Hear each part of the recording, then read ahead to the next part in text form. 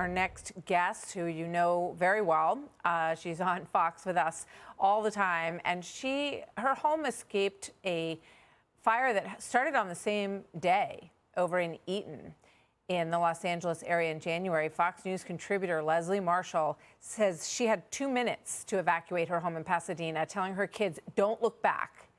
They couldn't go home for more than 5 months. That was the Eaton fire. It killed 19 people. Investigators still trying to figure out what caused it and if there is any link to the Palisades fire. Leslie Marshall joins me now. Leslie, great to have you with us on set today. Welcome. So what's it like for you when you look at this young man and you hear about this story of intentionally setting a fire that was going at the same time, another huge issue at the same time your house was in flames? Although it's a relief to hear that they have a suspect in custody, and there were so many stories, one of which was fireworks, and we were just talking about our kids off the air. I have 2 teenagers, and teens like to do that, and you see the damage it could cause, and that's not the situation. And just to think that anybody would do this, I mean, I have talked to people, not just, 3 people on my street died. 3 homes on my, I take a left out of my driveway and see 3 burnt homes every single time I drive down the street. Those people, it's not just that their lives are uprooted.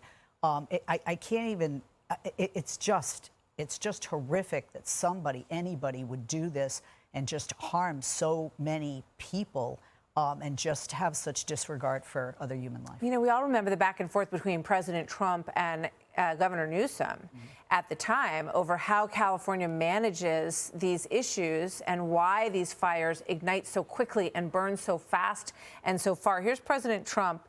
Watch him talking about the problem in California with fires. Take care of the floors, the floors of the forests, very important.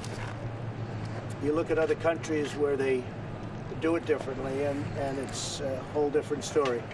So now there's been efforts to thin some of the vegetation. Millions of dollars have been spent on that. But Governor Newsom's also gotten some pushback recently because he refused to increase the pay that was requested by the firefighters union, the Cal Firefighters Union.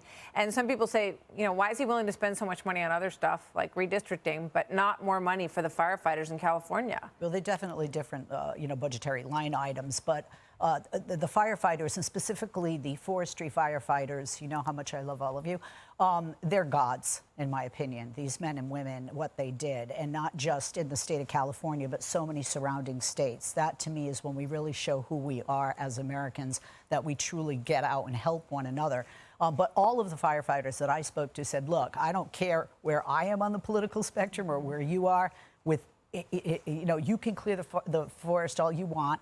L.A. is a desert, technically. It is dry and dry as a bone, 1. 2, the wind's that high. There was just no way. There was no way. I saw helicopters pushed back almost like it was a horror film. Like when Godzilla would push something. And that's what the wind would do. They couldn't get up. People talk about water running out. When you have water from the air and water from the ground, but you can't use the water in the air, you now are using what? 2, 3, 10 times the amount of water on the ground. There's never an endless supply of anything. And then you have thermal imaging when people talk about Pacific Palisades and they want to put it on the firefighters and say, hey, what about those embers underground?